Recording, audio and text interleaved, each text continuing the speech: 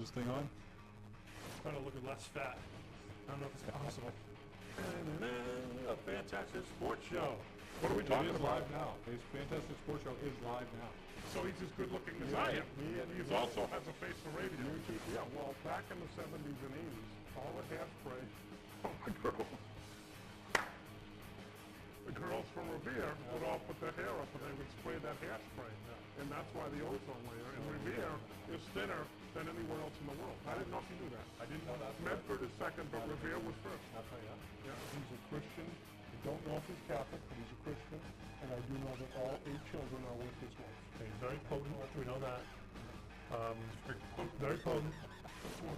Oh, that's right. Is important, John. That's right. I was even going to talk about bass fishing. Oh. I was trying to look at the scores today. I found the bass fishing, sub-menu. I think their first tournament is today. Now, that sounds like a pretty fun sport. Not even a little bit. No? Tell me about golf, John. So, hey, here we are. What do you think? What do you think of that? We never get enough of that. That's good stuff. In the ozone layer, you don't get ozone talk on most sports talk shows. Yeah, I don't think Mike Felber could give you that important data. Although his head is high in the clouds, we don't get a lot of ozone talk from those idiots. So, John, big thing happened. NBA trade deadline. I mean, the Super Bowl. What do you think? Well, how did it go? What do you think happened that you were surprised? What happened that you weren't surprised? So we didn't get Anthony Davis at the trade deadline. In fact, the Celtics stood pat. And so I guess at this point we have to trust the Danny Ainge process. Well, they did trade Jabari Bird for some cash. Yeah. That's just so that he can spend his time in prison down in Atlanta. But, yeah, we did. Excellent. Markelle Fultz, gone. Sixers finally admitting that they are awful at drafting. Where did he go? He went to, Markelle Fultz went to Orlando Nice. for Simmons, who is another guy who can't shoot threes. So it's basically dumping somebody that they're going to have to pay eventually. There you go. So another NBA trade deadline that goes and comes and nothing happens with the Celtics. But something big happened a few days ago. We'll talk about the parade in a little bit. John gave me some video that it just was, the resolution wasn't good enough to put on a drive here. So let's talk about the game itself. 0-0 in the first quarter, won me $50. Low scoring game, John, not quite what we expected. No, and I know a guy that had the 3-0 in the minute pool. He won $2,300. Yeah, that's a good to have, the 3-0. The guy that had 0-0, 0-0, he won $1,700. So That's good stuff. I would agree that the low scoring game was beneficial for a couple people, but boring for sure. Boring indeed. Were you nervous during this game at all? If somebody who was old school Boston sports, who thinks that we're never going to win and we're always in rough shape, and I'm always nervous. But for this game, I never had a doubt in my mind that we were going to win this game. Yeah, I didn't have much concern. I was a little frustrated that we weren't able to drive the ball down and score points. There's no doubt that Brady was confused and that they disguised zone for man and man for zone, and you could see that he just had no rhythm for the first quarter and a half or so before he could really start to complete any passes. He didn't seem to know what the coverage is. The pass to Hogan was high, but on top of being high, it seemed to me like he didn't realize that there was that there was coverage over the top that allowed that tip ball to become an interception. So I was a little confused, a little concerned, I guess, not confused, concerned a little bit at how they stifled our offense. Yeah. But I was also very, very pleased with how well our defense played, and I think as confused as Brady was for the first, say, 20 minutes of the game or so, I don't think Jared Goff was not confused for the first 60 minutes. I don't think he knew what to look for at some points, and I think, no matter what they tried to give him in terms of plays, he just couldn't put a drive together. They had so few first downs in the first half, and so I was pretty pleased that the Patriots were able to stifle that. I saw what I thought I would saw in the beginning with the run game with the two running backs, Burkhead and White together, and then Devlin and Sony Michel. But unfortunately, it seemed like we would end up with these 3rd and 4s or 3rd and 5s, and we couldn't get the first downs. So Yeah. Yeah, the defense was definitely played better than the offense as far as the Rams go. Before we get into it, I just want to say if anybody's trying to watch on Channel 20, for some reason we are not live on Channel 20, but we are live on Facebook Live, which is where we get most of our audience anyway. So just get that out of the way. If you want to call, 603-424-0432, talk about the Patriots. If you were at the parade, you want to talk about that.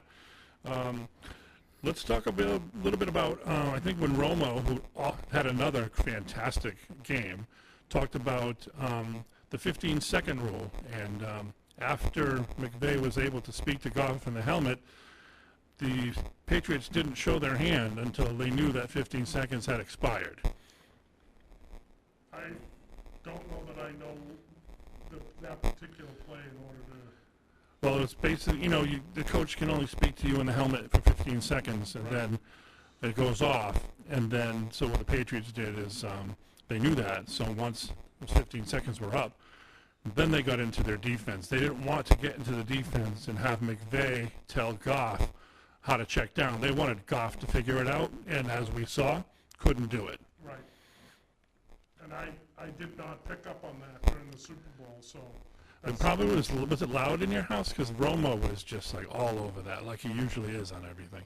Well, the McKenna house can get pretty ruckus. Well, there was people at my house talking about things other than the Super Bowl. See, so and that's it's what you hate the most. It's possible that I missed that commentary. I thought it was interesting that Romo was very careful not to predict plays because apparently there was a money line on how many correct plays he would predict, and so CBS asked him to not be as predictable. I believe the over was 7.5, and I think some people probably lost some money. Yeah, I remember him. He successfully called the Gronk play. He called it 3 plays in a row. They ran the same play three plays in a row, and he kept saying, Gronk on the seam, Gronk on the seam, and on the 3rd play, they finally threw it to Gronk on the seam, which was basically lights out for the Rams. In another Super Bowl for the Patriots, it was nice to see no controversy this year. I mean, Bill and Tom and Robert Kraft all get together, hugging and kissing. No controversy this year. It was nice to see that. I agree, and I saw some mic'd up audio between Gronk and Bill and talking about how they were going to celebrate tonight and step out together. So it was good to hear that, there maybe isn't the animosity that's portrayed in the media between Bill and Gronk and Bill and Tom and, And that's all for the Boston sports media, who was just bored because the Patriots won't give them anything on a day-to-day basis as far as something interesting. So they're going to make crap up like that. And I understand you've got to get listeners on the radio station and viewers on NBC Sports at night. But it's kind of sickening, and it's kind of almost like soap opera-ish, and it's kind of not very manly, if you ask me. Yeah, well, and obviously, Bill and Tom have worked together for 19 seasons. I'm sure there's been times where they didn't get along and they didn't like each other. But I have to believe that there's a certain amount of mutual respect amongst the two of them that, you know, doesn't get portrayed well in the media, but at the end of the day, they're in a, you know, in a closed-door meeting laughing about it together, you know, so. Yeah, you think so? Laughing at all the idiots, telling them that it's all over. It's all over for them. So, John, were you at the parade on Tuesday? I was not at the parade. I was not able to attend. I was in New Jersey for business, but, you know, I saw a little bit of video on TV and got some video from my daughters that both attended. Looked like a great crowd attended. Looked like people had a lot of fun.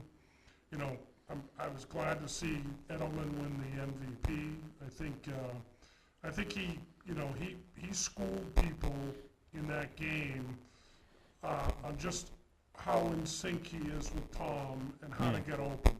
And I thought they put on a clinic on the Rams. It didn't matter whether Talib was on him, Marcus Peters was on him.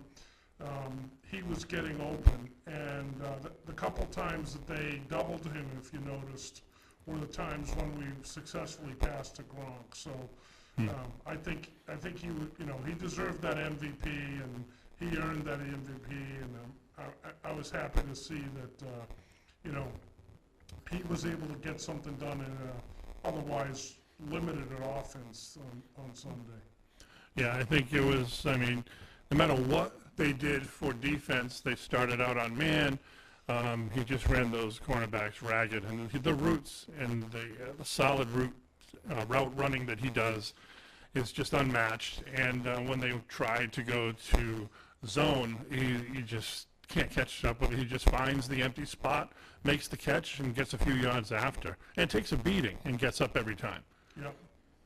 And basically tells those guys to go F themselves as he's getting up off the ground. You know? Exactly. I mean, you can see it in his eyes, you can see it in his expression, like, he's like, you know, the schoolyard bullies saying, ha, ha, ha, ha, you know.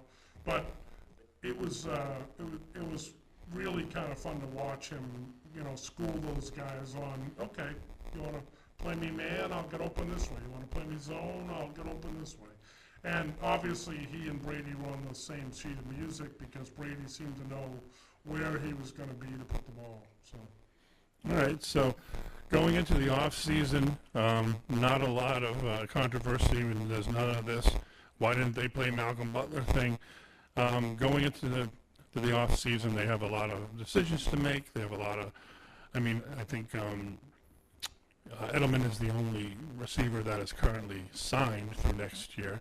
So they have a lot of holes to fill. The team could look a lot different, but I think, unlike last year, at least for me, I think that we are definitely going to see Bill Belichick, Gronk, and Brady. Gronk and Brady may not show up at OTAs, but I think we're going to have these three guys for the next maybe 2-3 years.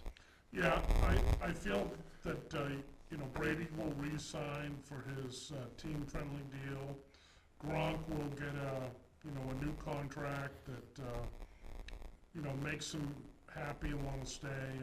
I read again today or yesterday that Gronk has made $54 million playing football and hasn't spent one penny yet of the football salary. Excellent. So good for Good him. for him. We're in pretty good shape, I believe, with the running backs for next year.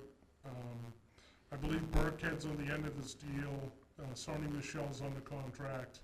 I don't know about James White, but my feeling is that if we'll do what we need to do to keep James White. So you're right. I think that the things that'll change will be the second tight end. I don't think Dwayne Allen will be back. So will it be Cody Hollister or will we get somebody else? And then I don't know whether we'll keep Philip Dorsett. I think Cordell Patterson will be back. I don't think Chris Hogan will be back.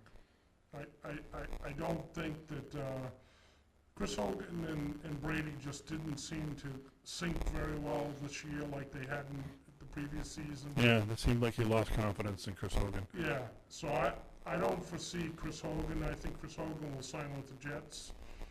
His wife is a doctor and lives somewhere on Long Island and has a residence at a hospital on Long Island. So I foresee that Chris Hogan will sign with the Jets or the Giants and be closer to home. I don't think the Patriots will look to re-sign him.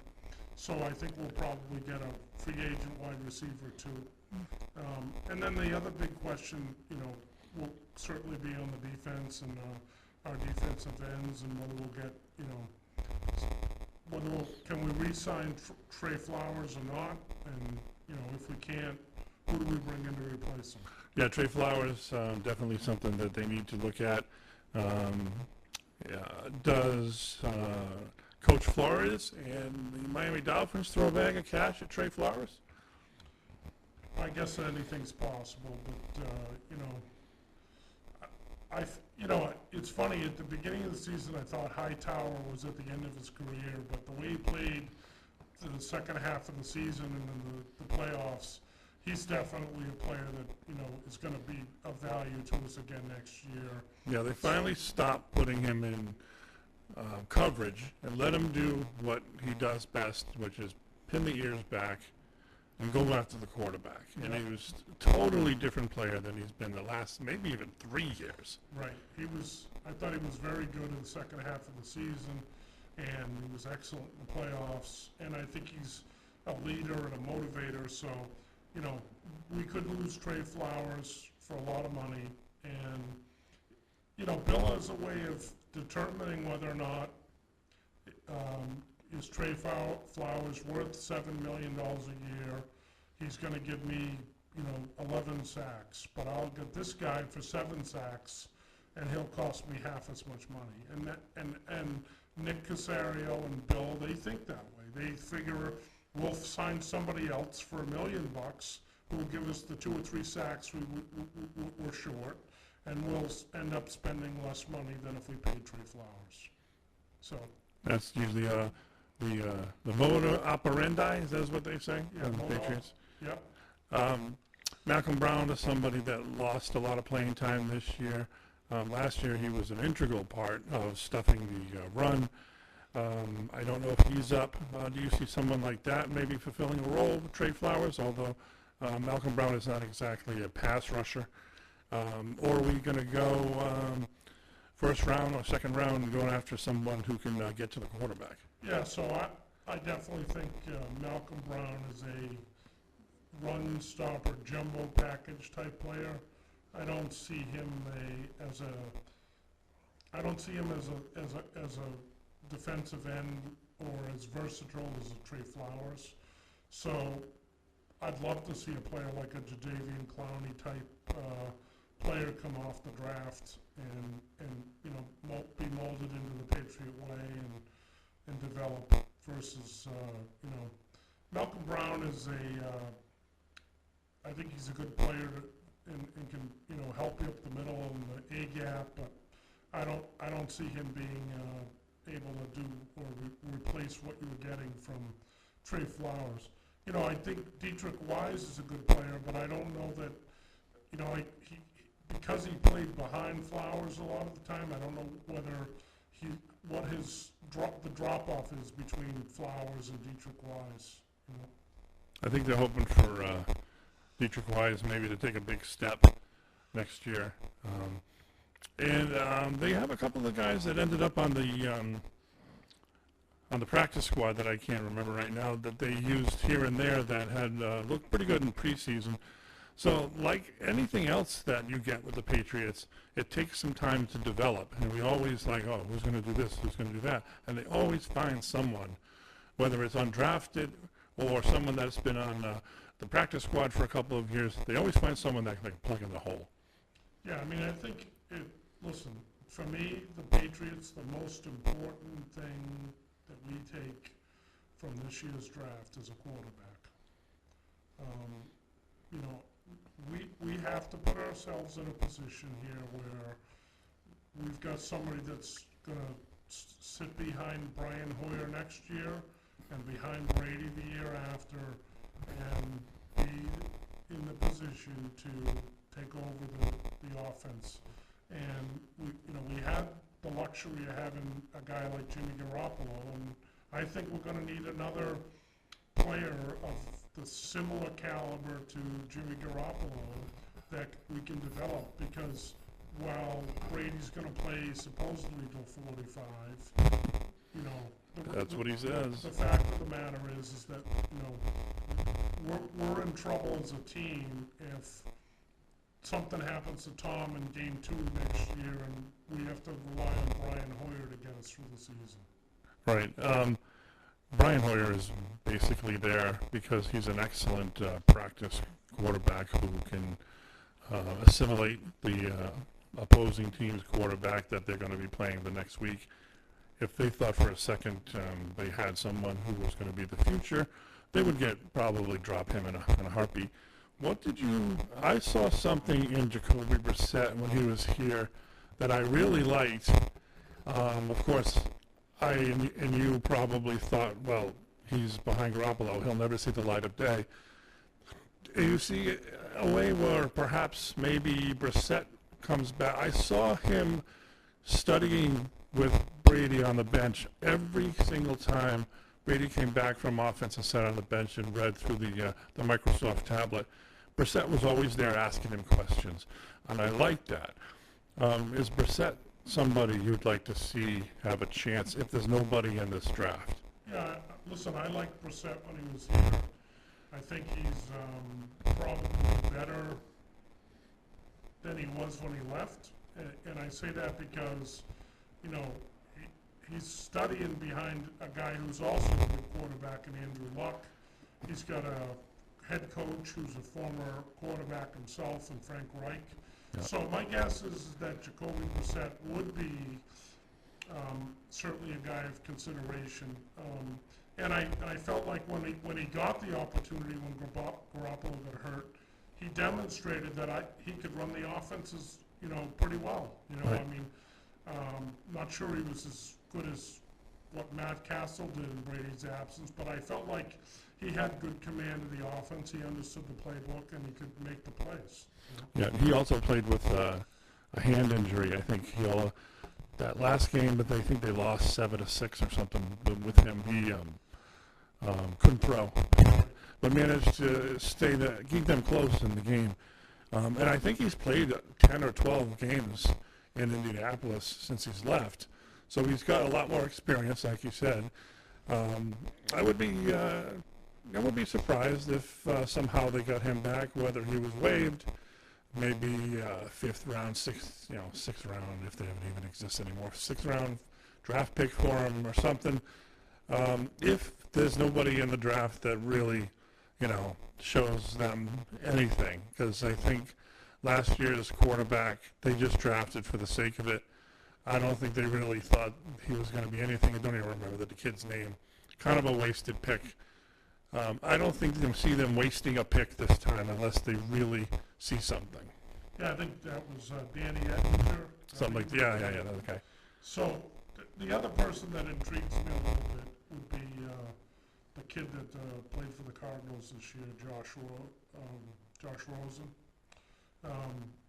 Supposedly, Cliff Kingsbury, the new head coach, covets Kyle Murray. So if the Cardinals with the first pick were to take Kyler Murray, does that make Josh Rosen now available as a consideration, and do the Patriots consider Josh Rosen as a potential replacement for, or heir apparent for Brady's retirement?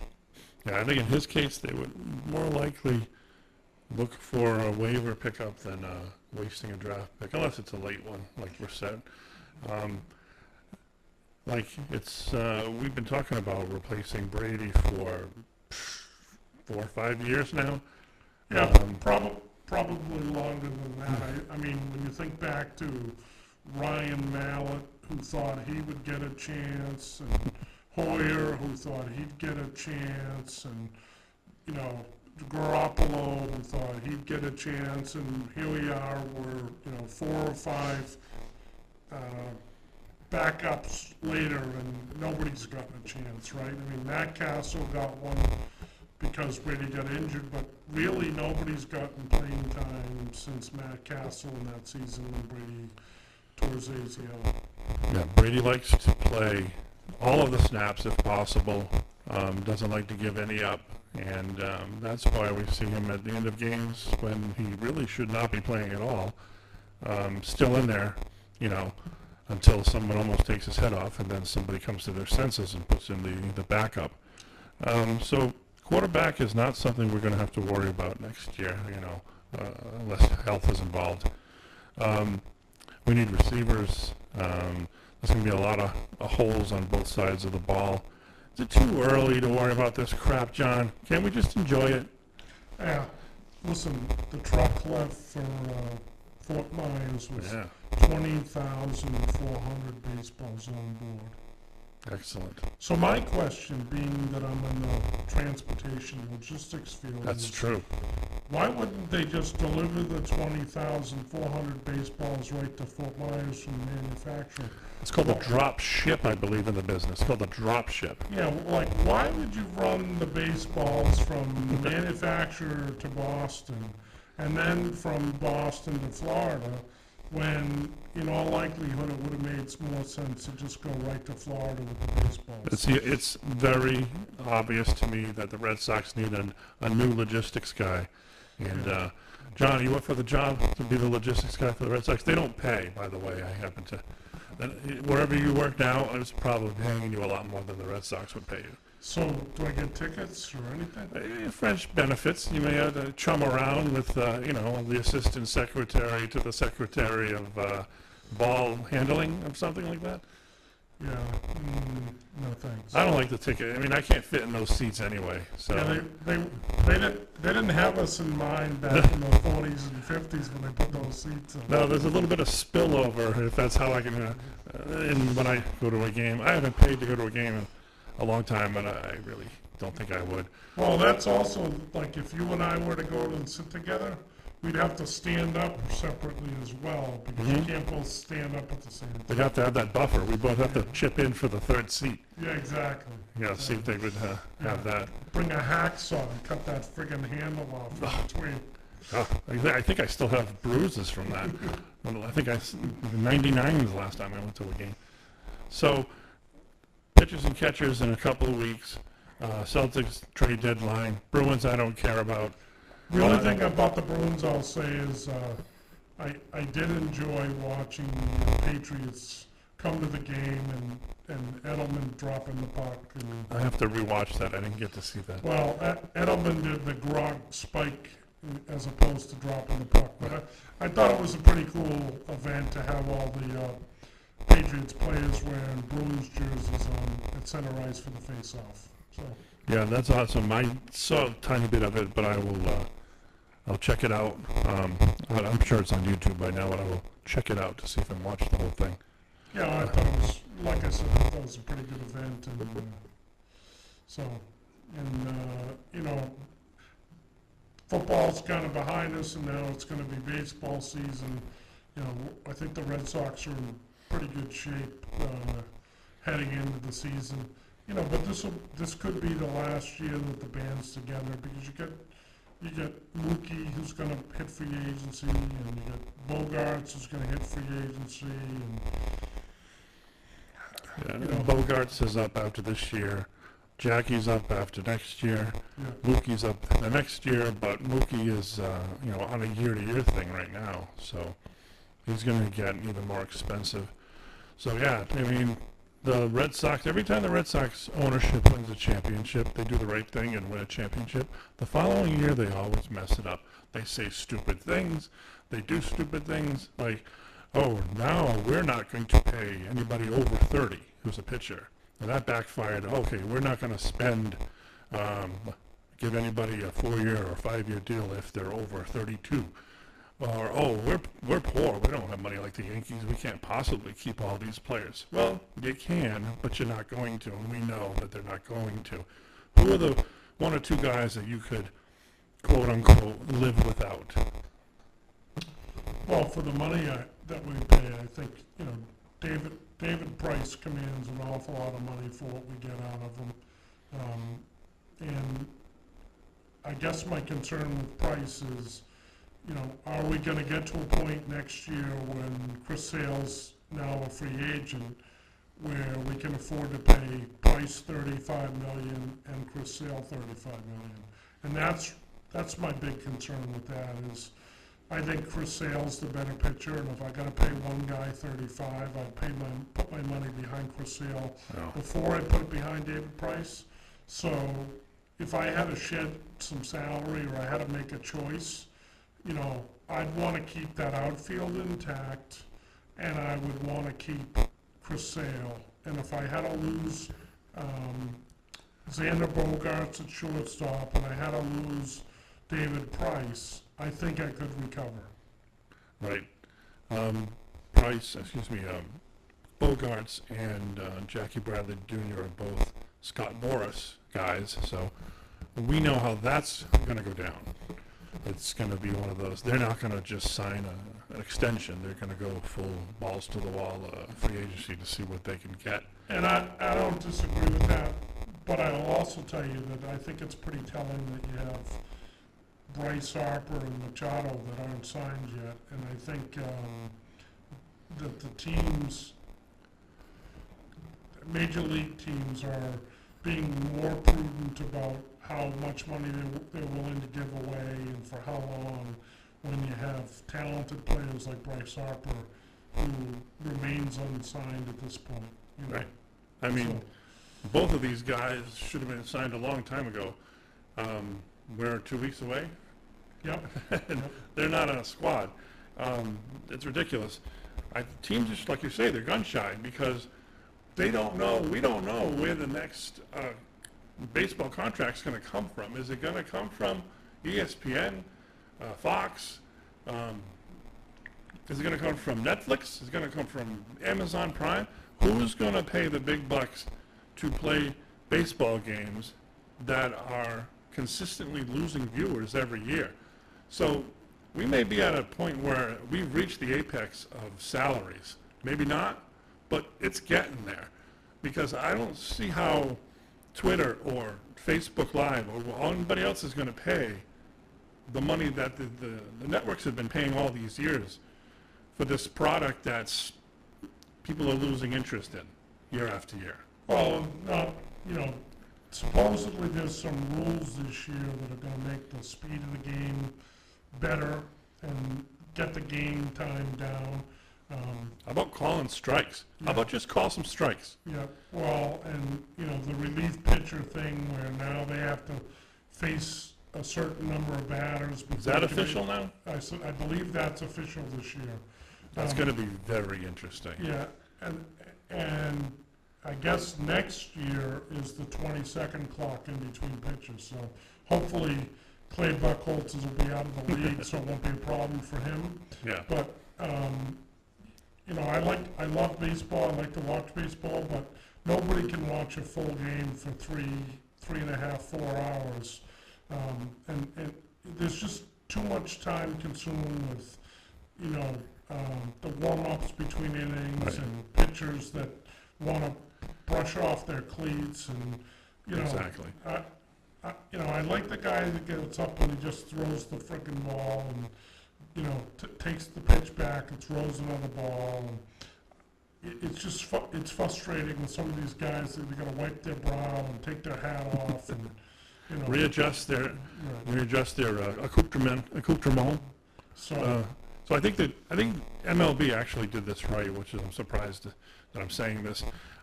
Put the 20-second clock in the minors for a few years to make sure that the kids coming up are used to it. So when they finally spring it on the MLB in next year, you said, yeah. whenever it's coming, they'll be used to it. It won't be like we're gonna throw a flag out there. We're gonna give them a ball, a strike. I don't know what's gonna happen if they go over the 20 seconds, but the kids are gonna be used to it, and hopefully it'll speed up the game to keep games around 2.5 hours tops. Yeah, well, I believe the first season, it's only, I think it's only warnings. I don't think there's a punitive thing. the first season, but the second season, it can get, there can be punitive situations. I believe it's gonna get to a point where it'll be called a ball if the pitcher takes too long in between pitches. Yeah, I could see that. Yep. So that's baseball. We're one-man short tonight, so we're going to Yeah, probably have a shorter. Where- Cardello. Where is Jim Well, today? I mean, the guy. Is there a Tony Rosa real estate seminar? I think there might be. Yeah, I think there might be some sort of seminar. He's on location at the Celtics game. Oh, he is? Yeah, he's for the guy who complained up and down that we must have our show consistently on a set day every week, and then he says, "Oh, I'm gonna be at the Celtics game." Somebody gave him nosebleed seats, and he said, "Screw that, I'm going to the game." Well, what he does is he takes a picture down as far as he can get to make it look like he's got good seats, Yeah. but he's sitting up there near Euchre, up there. So he's watching. I'm sure the Lakers tickets were probably hard to get, but I don't even know if LeBron's in town. Did he even show up? Why bother at this point? Right. So I don't know what kind of game this is going to be. LeBron could be at the Ernest and Julio Gallo winery, Yeah, get another box, because I guess I read something on National Enquirer that there's been an intervention for his wine drinking, so, Really? yeah. And, Wow. the National Enquirer is a pretty known authority, so I'm imagining it's true. I think any man who drinks way too much wine needs an intervention, Yeah. regardless if it's for health reasons or for just manly reasons. Unless you're born in a vineyard. So the other thing, I guess tomorrow night there's a pretty big basketball game at Campbell, and if I'm not mistaken, That's local. That is local sports, y'all. Yeah. It's the local sports part of the show. I Big game at Campbell. believe they are raising the banner for the championship soccer game tomorrow night at the gym as well. So go to the Cougar Den, Excellent. support the basketball team, and at the same time you can cheer on the soccer team for their great So season. this is the boys playing, or the girls, or both? I don't know. All right. Well, we'll have to go to find out if it's the boys' game or the girls' game. Both teams are good. Both teams are going to make the playoffs and make a run. We have a new coach this year on the boys' side, Frank Gingras. Good coach, been around a while, knows what he's doing. We have an excellent girls' team that has been this crop of girls that well know from softball. This from when they were 8th grade. Now they were freshmen. Now they're sophomores. This crop of girls is just phenomenally talented at whatever they do. Yep. It's a good group of girls. They've been playing together a long time, and they've dominated most of the games they've been in. So I think. And not just basketball. Yep. That group in softball, the group of girls that play Yep. soccer, lacrosse is kind of new, but that graduation year is special as far as I'm concerned. Unfortunately, my daughter was in that graduation year, and she didn't have a prayer to play in any of these elite teams because those girls are just so good. Well, must have been, maybe you were, not drinking the right Darrah Pond water that year. Definitely was The not parents drinking were the Darapon water. Yeah. So, anyway, support the Cougars and go tomorrow night. Go Cougars. So, we talked a little bit about the Red Sox and about the Celtics. You want to talk a little bit about Kyrie and maybe backtracking on what he said now that looks like AD did not get traded. So it looks like the Celtics may have a chance to sign him in the offseason. They could not trade for him unless they traded Kyrie. Kyrie made a remark this week that he's kind of getting sick of being asked about it, and he doesn't owe anybody anything, and just ask me in July. Did you hear that? And what do you think about that? Well, I didn't hear it, and I did see something on Twitter this week that the Celtics are optimistic that Kyrie will re-sign this summer. I think the Celtics really need Kyrie. I think he's their building block piece. The young guys are good players or great players, but they don't have the maturity level to take the Celtics to that next level. Right. Gordon Hayward doesn't seem to have the same level of dominance he did when he was, Right. you know, I'll give him another year. out Sometimes west. it takes that Yeah, extra year. I'm kind of hoping maybe that he finds that second gear by the playoffs, and Mhm. you know, the Celtics are, you know, they're 6-3 against the East recently, and I think they could make a decent run into the playoffs. They came within 4 points of, you know, with the Warriors. They beat Toronto recently. They beat Philadelphia recently. I think they've got, you know, what it takes, but the nucleus of the team, I think, really is, you know, is Kyrie being that anchor piece and building around Kyrie. You know, the young guys, as I said, I think they're talented players, but I think, you know, there's been talk that they don't, you know, put the effort in or take it as seriously as the veteran players feel that they should. Yeah, I definitely think Kyrie is the glue they need. I mean, I think you're underselling Kyrie a little bit. I think that he is he's not LeBron or Jordan or Kobe, but he is a once-in-a-lifetime player. He is really good, and he is a superstar that you can count on at the end of a game, who can take a game over. There aren't many guys that can do it. I think he is really, really good. It kills me to say that a guy who played at Duke is that good, along with Tatum, because I cannot stand Duke. I cannot stand the players that come out of Duke. They're soft, but these guys are special. Kyrie is one of the best players in the league. They should do whatever they can to keep him and put players around him. It was such a steal of a trade to get Kyrie Irving from Cleveland for Isaiah Thomas and a box of Cracker Jacks. Absolute steal. Got to hang on to this guy like grim death. Make sure that you put stuff around him. Do whatever you got to do.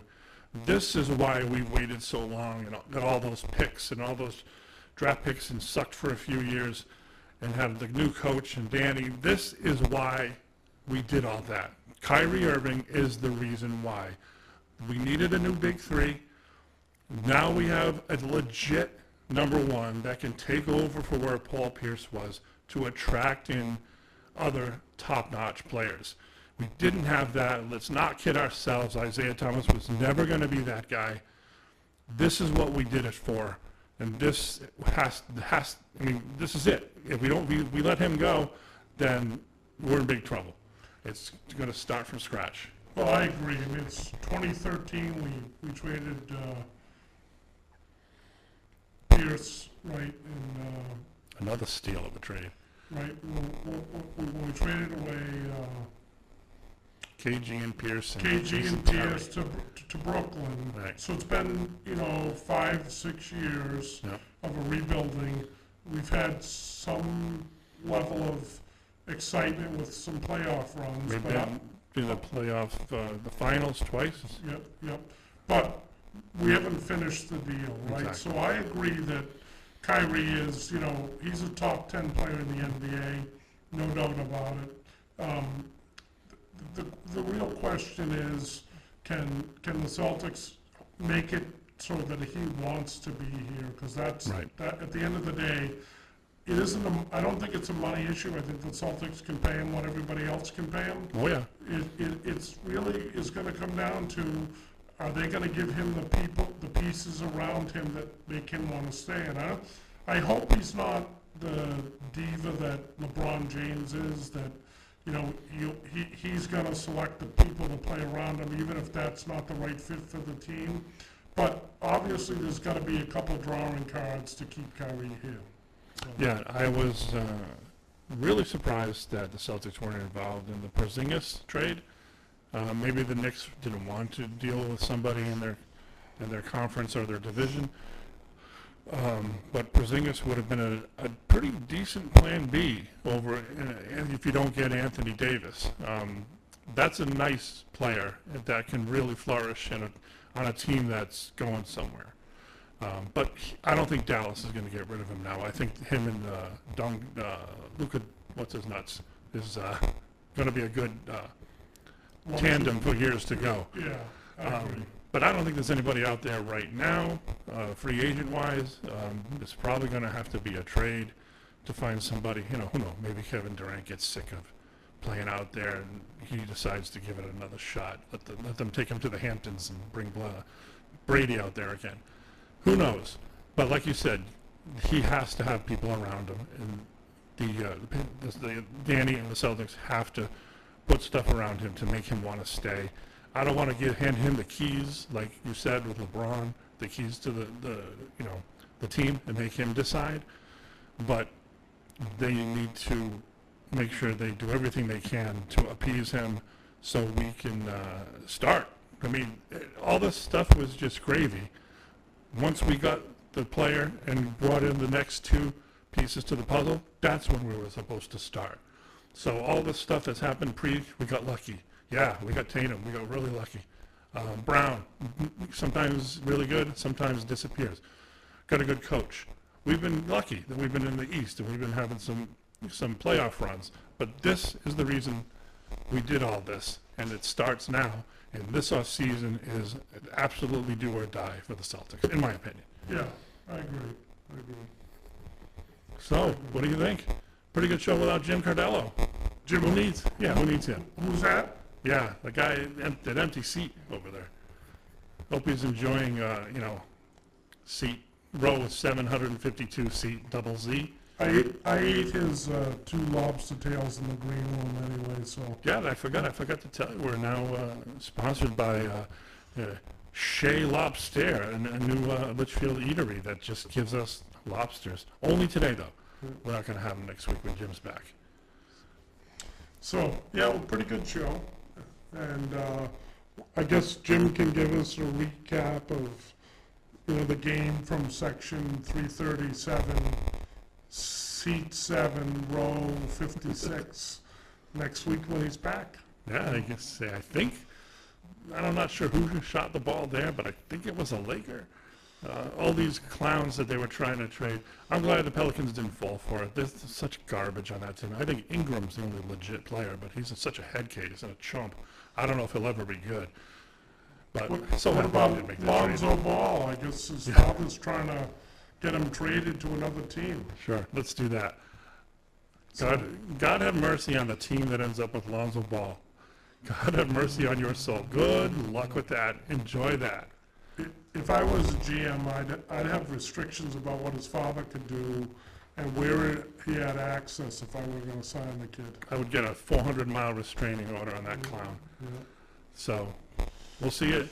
Next week we'll talk a little bit more, maybe we'll find some more Red Sox information, probably some more Celtics, get some more local action. And I'm Rob Fade, that's John McKenna. Jim Cardello is nowhere to be found. Thanks to Russ Blanchette, who sets it up. We don't get on the air and get Facebook Live if not for Russ Blanchette. Thank you, Russ. Thank you, Russ. And we will see you next week. And that's the Fantastic Sports Show. Is this thing on? Trying to look less fat. I don't know if it's possible. A Fantastic Sports Show. What are we talking It is about? live now. The Fantastic Sports Show is live now. So he's as good looking as I am. And he also has a face for radio. Yeah, well, back in the 70s and 80s, all the hairspray. Oh, my girl. The girls from Revere would all put their hair up and they would spray that hairspray. And that's why the ozone layer in Revere is thinner than anywhere else in the world. I didn't know if you knew that. I didn't know that. Medford is second, but Revere was first. I'll tell you that. Yeah, he's a Christian. I don't know if he's Catholic, but he's a Christian. And I do know that all 8 children are with his wife. He's very potent, we know that. Very potent. Oh, that's right. Is important, John. That's right. I was even going to talk about bass fishing. I was trying to look at the scores today, and I found the bass fishing, sub-menu. And I think their first tournament is today. Now, that sounds like a pretty fun sport. Not even a little bit. No? Tell me about golf, John. So,